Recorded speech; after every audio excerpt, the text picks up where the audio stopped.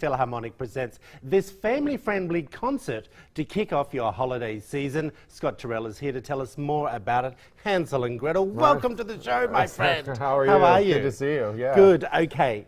Talk to me a little bit about the history of Hansel and Gretel. Well, I mean, it's an opera that's been around for well over 100 years. But I was going to say, is it over that? Yeah, I mean, in the Metropolitan Opera, for example, Yeah. does it every December.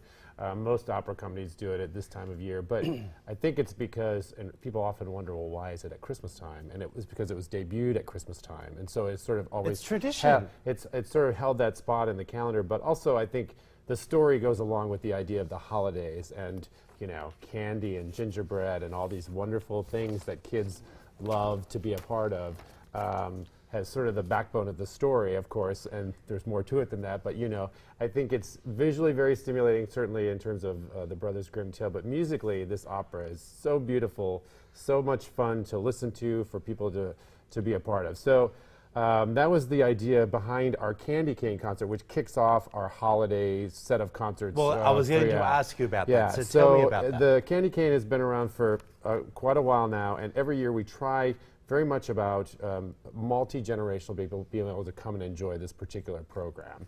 So Hansel and Gretel will be sung in English, so people there'll be no German for anybody who's a real traditionalist, but sung in English, backdrop, lots of visual displays. Certainly, we're going to try to create the stage into sort of a gingerbread candy cane sort of configuration. And I think more importantly, activities for sort of young and old before the concert begins, making your own gingerbread man, all sorts of things like that.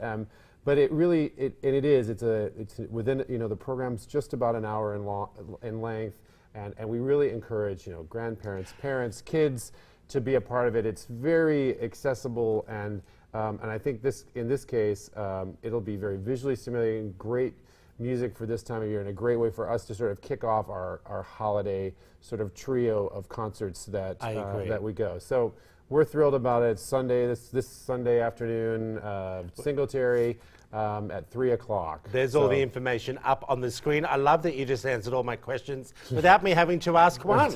I love it. Thank you so much. $15 each, everyone. Look, take your kids, take grandma, take grandpa, take your aunts and uncles, and I love that it's being done in English. Yeah. I also love that it's just under an hour, a little bit over an hour. Thank you. We appreciate you coming. I'm going to see you on Midday Kentucky. Thank you. Okay, everyone, find out about a diamond that is set to be auctioned off for between $4 and $6 million. That and more in your talkers coming up next. But first, here's your sports report.